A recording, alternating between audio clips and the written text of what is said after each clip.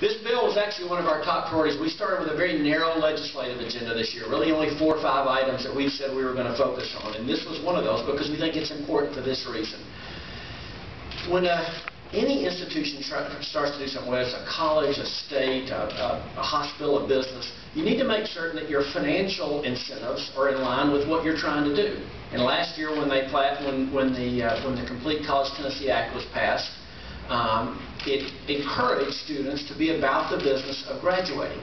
That there was a recognition that there was a cost to the student, there was a cost to the family, and a cost to the state when their focus wasn't on how do we complete what we came here to do.